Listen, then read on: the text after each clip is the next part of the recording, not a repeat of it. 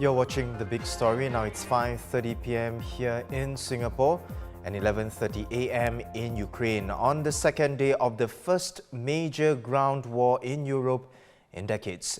I'm Haryanto Diman. Ukraine President Volodymyr Zelensky delivering a national address on Friday morning. Despite fresh sanctions on Russian banks, companies and oligarchs, Mr. Zelensky says these have not persuaded Russia to back off. Цим ранком ми захищаємо нашу державу наодинці. Як і вчора, найпотужніші сили світу спостерігають здалеку. Чи переконали Росію вчорашні санкції? Ми чуємо у своєму небі і бачимо на своїй землі, що цього недостатньо. What are these sanctions? Well, the European Union agreed to impose severe sanctions on Russia, targeting its financial, energy and transport sectors, as well as visas for the Russian elite. Meanwhile, with immediate effect, Japan's sanctions take aim at Russian financial institutions and individuals and halt exports of military-use goods like semiconductors. And Australia's additional sanctions will target several of Russia's elite citizens and lawmakers, including over 300 Russian MPs who voted to authorize sending troops into Ukraine. Fighting has seemingly intensified in Kyiv as Russian forces advance. There are reports of several explosions, gunfire and missile strikes being heard in or around the city early on Friday. Ukraine's Deputy Defense Minister says Russian forces could enter the area just outside the capital later today. Russian strikes have also hit other parts of Ukraine. The fighting was heaviest in the eastern breakaway regions and also in Kyiv, the second largest city and about a 45-minute drive from the Russian border. In the north, Russian forces have captured Chernobyl, the still radioactive site of the world's worst nuclear accident. Chernobyl sits on the shortest route from Belarus to Kyiv and runs along a logical line of attack.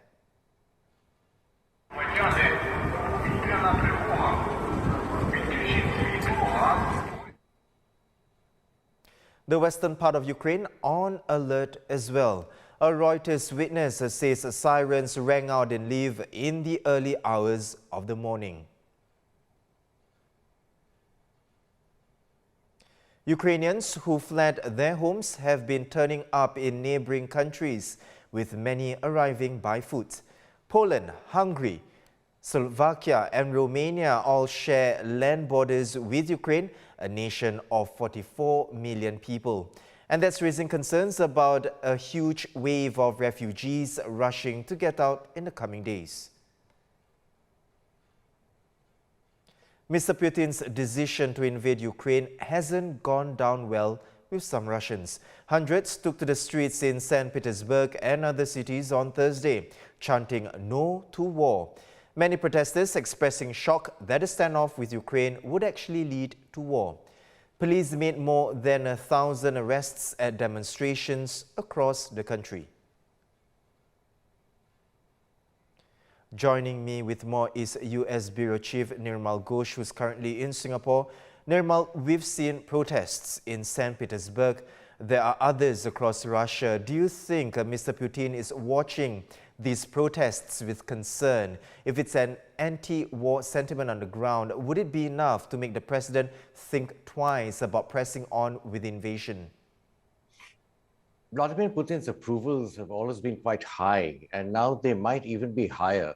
Back in December, according to the Russian polling agency Levada Center, something like 69% approved of Putin. And Levada Center is quite widely respected by Russian scholars, Russia scholars. The Russian public largely believes that Putin is defending Russia by standing up to the West.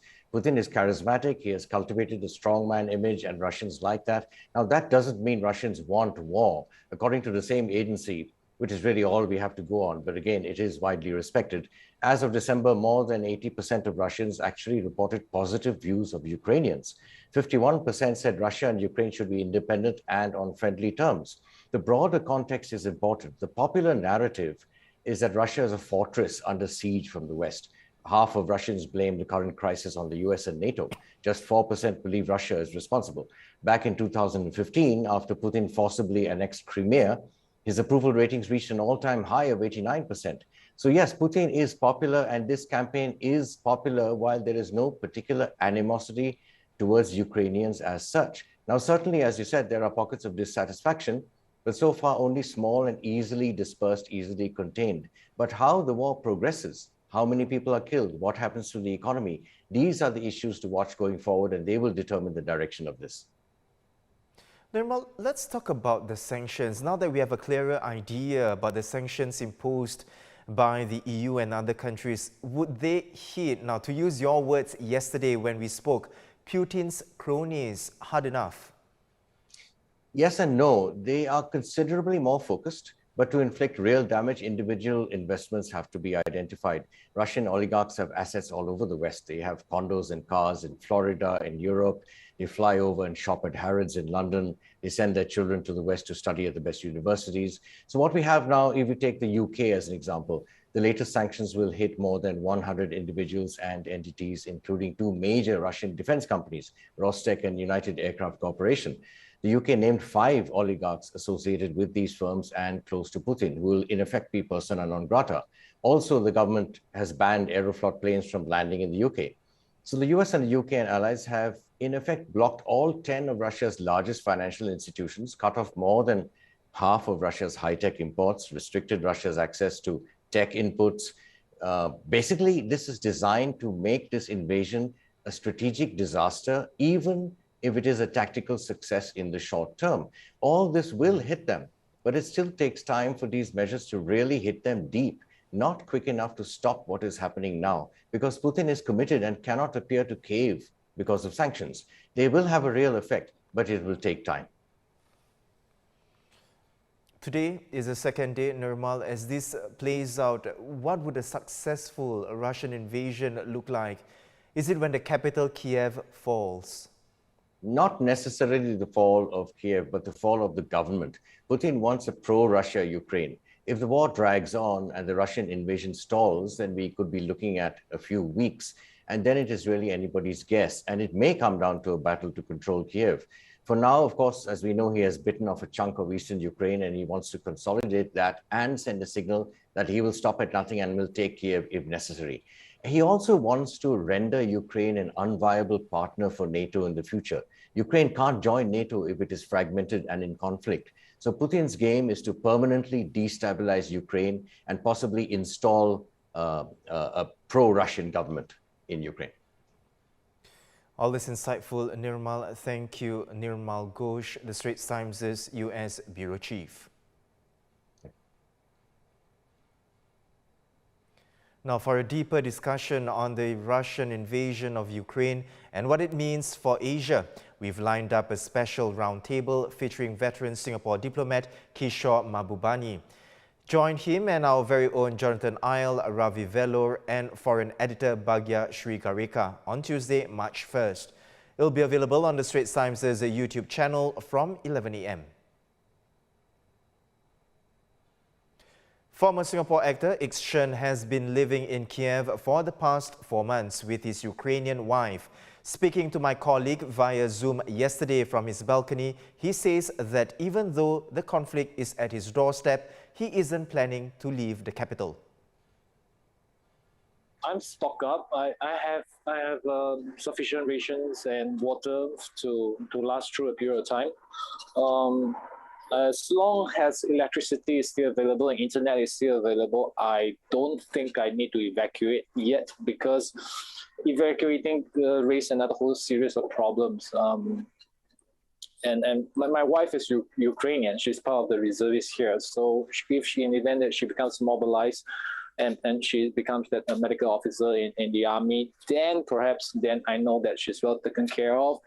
Until my wife and the family are pretty well taken care of, I think I will be able to contribute a lot more being here than being back in Singapore. I will not be able to live with myself if I just take off and go on my own. I can just trek to Poland and if I need to, or Hungary if I need to, but then I would not be able to live with myself because I didn't stick around to help You can watch the full interview on the Straits Times as a YouTube channel, which you can subscribe to, so you don't miss any of our breaking news updates on Ukraine's developing situation. Activate the bell icon to get notified the next time we go live.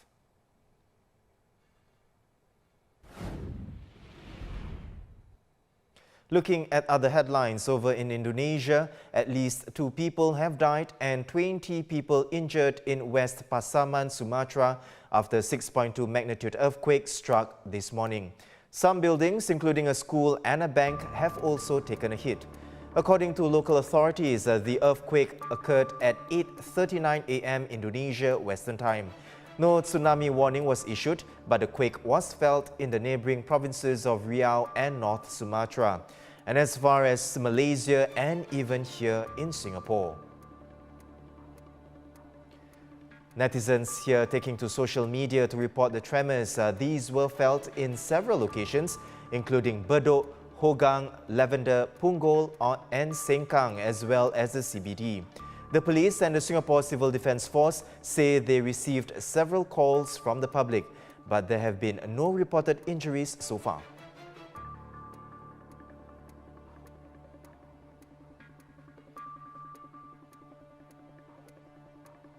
Back home, 2 weeks after leading taxi group COMFORTDELGRO decided to raise fares from March 1st, the five taxi operators, including Transcab, Premier Taxi and Prime Taxi, are set to follow. The Public Transport Council today confirmed that these operators have informed it of their decision to raise fares.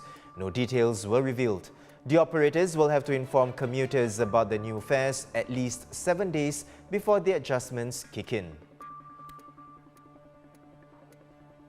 Parliament is expected to sit for about 2 weeks starting from next Monday, February 28th, to debate the budget statement for the new financial year. Among the topics for discussions, the GST hike, schemes to cushion the blow of higher taxes, and revisions to foreign worker policies.